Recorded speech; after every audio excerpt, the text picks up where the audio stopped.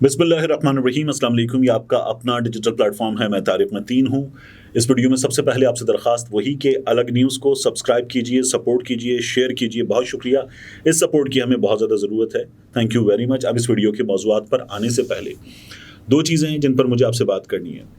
ये जो मामला है अर्ज़ फ़लस्तीन का, इसकी तो हम बात कर ही रहे हैं, लेकिन एक ज़ैनब अब्बास ICC की प्रेजेंटर, लेकिन पाकिस्तानी खातून, पाकिस्तान में पहले दुनिया न्यूज़ और दीगर चैनल्स पे, जियो पे एज ए प्रेजेंटर ज़ैनब ने काम किया। और ज़ैनब जो है वो एक बड़ा नाम बनाने में कामयाब हुई हैं। अंदलीब अब्बास साहिबा की साहबजादी हैं। ज़ैनब अब्बास ने इंडिया छोड़ दिया है, दुबई पहुंच गई हैं जहां ICC का हेड ऑफिस है, और ये ICC वर्ल्ड कप में अपनी जिम्मेदारियां एज ए प्रेजेंटर निभाने के लिए गई थी। लेकिन इंडिया में इन पर मुकदमा वगैरह हुआ, और मुकदमा होने के बाद कि उन्होंने माजी में एंटी इंडिया और उनके धर्म के बारे में कुछ ट्वीट कर रखे हैं और कश्मीर के हवाले से बात कर रखी है, इसलिए जब उन पर मुकदमा वगैरह हुआ चीज़ें टेंस हो गई, और अपनी सेफ्टी को देखते हुए ज़ैनब अब्बास जो है वो भारत छोड़ने पर मजबूर हो गई। एक इस मामले में मैं आपसे अर्ज़ करूं कि ज़ैनब को खुद एक तो ट्विटर पे आके इस पर बात करनी चाहिए, ऑन कैमरा आकर इस पर बात करनी चाहिए, ICC से जवाब मांगना चाहिए कि मैं आपकी जिम्मेदारी थी वहाँ पर, मुझे सेफ गार्ड करना आपकी जिम्मेदारी थी। तो भारत का जो बड़ा तगड़ा मनी मसल है BCCI का, उसके सामने आपको सरेंडर नहीं करना चाहिए था। एक बात ज़ैनब को ही करनी चाहिए, अपने ट्विटर पे भी बात करनी चाहिए। अपनी इस लुक्रेटिव नौकरी को देखते हुए चुप हो जाएं, ये नहीं करना चाहिए। दूसरा, इमरान खान साहब जो हैं, उनके हवाले से आज ब्लड प्रेशर हाई और दीगर खबरें आ रही थी, और इमरान खान साहब को जिस तरह से ये जो जेल है इस ट्रायल में, साइफर केस के, अदालत में लाया गया, ये बहुत तशवीशनाक था। फिर उसके बाद उनके वकला ने बात की।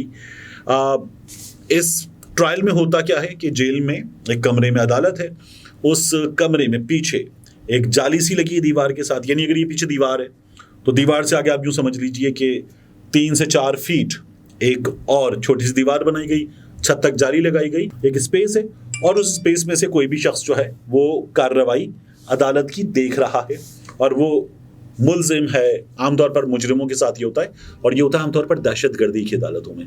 ये रवैया बरकरार रखा गया इमरान खान साहब के साथ। फिर वकला ने एतराज़ किया तो वहाँ से निकाल कर इमरान खान साहब को लाया गया। इमरान खान साहब के ब्लड प्रेशर के हवाले से खबर आ रही थी। अब मैं यहाँ आपको इत्तला दे दूँ कि इमरान खान साहब की तबीयत बिल्कुल ठीक है। ये उनके वकील इंतज़ार हुसैन पंजुदा साहब बता रहे हैं। जेल के अंदर जिन हालात में रखा गया, उन हालात की वजह से जिस्मानी कमज़ोरी ज़रूर हुई है, लेकिन वो तंदुरुस्त हैं। उन्हें ब्लड प्रेशर समेत कोई भी बीमारी नहीं। उनको जिन हालात में जानबूझकर रखा जा रहा है, उससे उनकी जान को शदीद ख़तरा है। अगर खान साहब बीमार हुए या उनको कुछ हुआ तो इसकी ज़िम्मेदार ट्रायल जज समेत जेल इंतज़ामिया और दीगर जो मुलव्वस हैं सब होंगे। ये इंतज़ार साहब का ट्वीट है। जज साहब ने आज अदालत में ये किया कि वो निकले, और निकल कर जाकर सरप्राइज़ विजिट उन्होंने शाह महमूद कुरैशी साहब के सेल का, इमरान खान साहब के सेल का किया। और इमरान खान साहब ने अदालत में कहा कि मुझे आपसे और कुछ नहीं चाहिए, मैं अपना जेल मैनुअल के मुताबिक हक मांग रहा हूँ, सहूलतें नहीं मांग रहा। उन्होंने ये कहा कि मुझे चहलकदमी की इजाज़त दी जाए, वॉक करने की जगह नहीं है। जज साहब गए, जज साहब ने देखा, और उन्होंने कहा कि जो इमरान खान साहब का सेल है, इस सेल की एक दीवार तोड़ दी जाए, पीछे जो जेल में बागीचा है वहाँ तक एक्सेस हो जाएगा, और इमरान खान साहब जो हैं उनको वॉक करने की सहूलत मैसर आ सकेगी। जज ने ये कहा कि उन्हें सेल में सफाई के इंतज़ामात पर इत्मीनान है। ये एक अदद इमरान खान साहब के हवाले से अपडेट था। अब इस वीडियो के मौज़ूआत की बात करें। मियाँ खलीफा को हम सब जानते हैं एक उरिया फिल्मों की अदाकारा के तौर पर, जिन्होंने अब वो फिल्में छोड़ दी हैं, लेकिन इस हवाले से जानते हैं। मगर ये जो आलमी साम्राज्य की नाजायज़ औलाद बैनुल-अक़वामी गुंडे इसराइल ने फ़लस्तीनियों के साथ इस वक्त कर रखा है, इस पर मियाँ खलीफा ने बात की। मियाँ खलीफा ने ट्विटर पर आकर वीडियोस के ज़रिए, अपने अकाउंट के ज़रिए इस पर बात की, अपने सोशल मीडिया प्लेटफॉर्म्स पर इस पर बात की। और मियाँ खलीफा ने फैक्ट्स एंड फिगर्स के साथ, जज्बात के साथ बात की है। उसने बताया है कि कितने % पॉपुलेशन उस मुल्क की अंडर 15 ईयर्स है।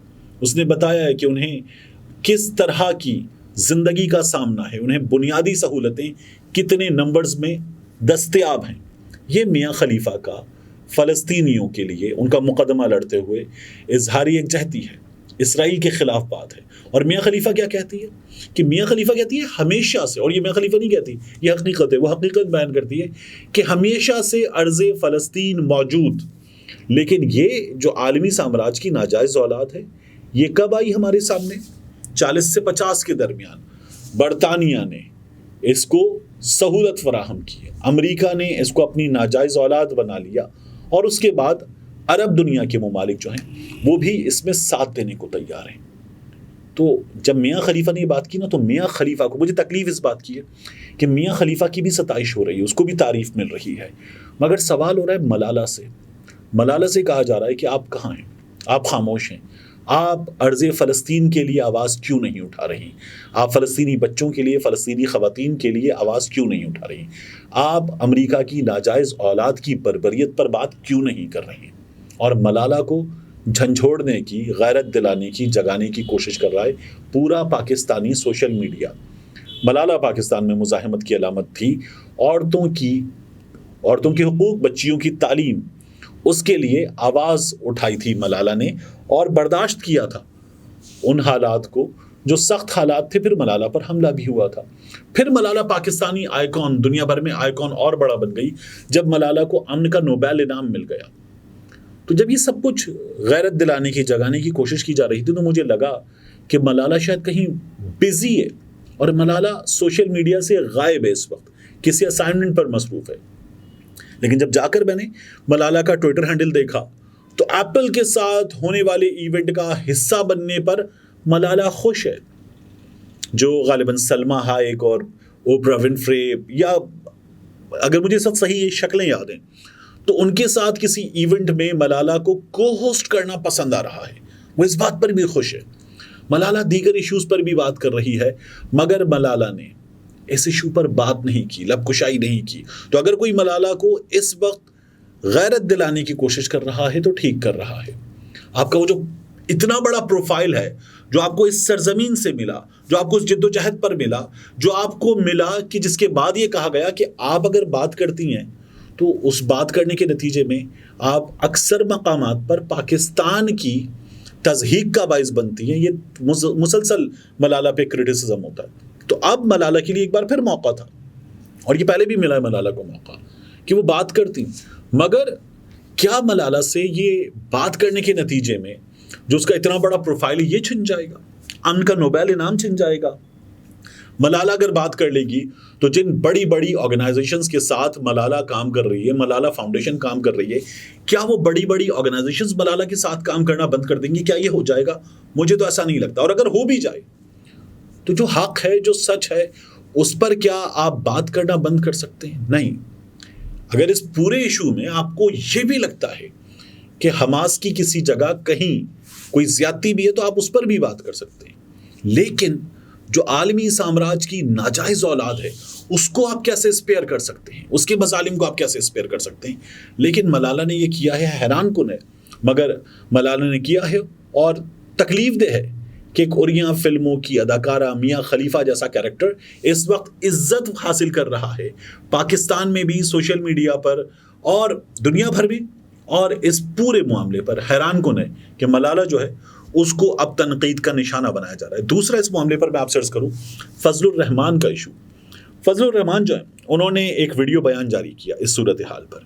اس بیان کا ایک چھوٹا سا حصہ جس میں فضل الرحمان نے یہ کہا کہ وہ فلسطینی مجاہدین سے کہنا چاہتے ہیں کہ وہ انسانی حقوق کا احترام کریں, یہ وائرل ہو رہا ہے اور فضل الرحمان پر تنقید کی جا رہی ہے کہ یہ یہودی ایجنٹ ہے. یہ تو عمران خان کو ہمیشہ یہودی ایجنٹ کہتا تھا, یہ تو ہمیشہ جو ہے وہ پاکستانی جرنیلوں کے بارے میں بات کرتے ہوئے ان کو بھی اسرائیل کا ایجنٹ کہتا تھا. لیکن یہ دیکھیے, یہ فلسطینی مجاہدین کو سبق سکھا رہا ہے, یہ اسرائیل کے بارے میں بات نہیں کر رہا. یہاں غلطی ہو رہی ہے. یہاں میں پہلی بار فضل الرحمان کو اس وقت اس جگہ درست کہوں گا, کیونکہ فضل الرحمان کا پورا بیان سیاق و سباق سے ہٹ کر جو حصہ ہے اس کو نہ سنیں, پورا بیان سنیں, پوری ویڈیو دیکھیں, اور بہت چھوٹی سی ویڈیو ہے, تو آپ کو اندازہ ہوگا کہ اس نے سب سے پہلے مجاہدین کی کامیابی کی بات کی, ان کو مبارکباد دی, ان کی جو جد و جہد ہے اس کی بات کی, اسرائیل کے مظالم پر بات کی, اور ان تمام چیزوں پر بات کرتے ہوئے جو میں نے بھی آپ سے بات کی تھی کہ ان ویڈیوز میں سے کچھ چیزیں ایسی ہیں کہ جن پر ہمیں یہ یاد رکھنا چاہیے کہ ہم محمد عربی محمد مصطفیٰ صلی اللہ علیہ وآلہ وسلم، نبی کریم صلی اللہ علیہ وآلہ وسلم ان کے ماننے والے ہیں، وہ جنہیں رحمت بنا کر بھیجا گیا تمام جہانوں کے لیے. تو پھر وہ جنہوں نے کہا تھا کہ اس کو پناہ، جس نے گھر کا دروازہ بند کیا پناہ، جو ابو سفیان کے گھر میں گیا پناہ، جس نے حرم میں پناہ لے لی اس کو پناہ، اس کو عافیت حاصل. تو پھر جب ہم ان کے ماننے والے ہیں، ان کے امتی ہیں، ان کے طریق پر عمل کرنے والے ہیں، تو ہمیں اس طرح کی بات کرنے کا دنیا کو موقع نہیں دینا. وہ بات فضل الرحمان نے درست کی. یہاں ہم کسی نہ کسی طریقے سے غلط کر رہے ہیں. جو غلط ہے سو غلط ہے، اس کی نشاندہی ہونی چاہیے، اور اس لیے میں نے فضل الرحمان کی جو بات درست ہے وہ ضرور آپ کے سامنے رکھنا مناسب سمجھا. ملتے ہیں انشاءاللہ آپ سے اگلی ویڈیو میں.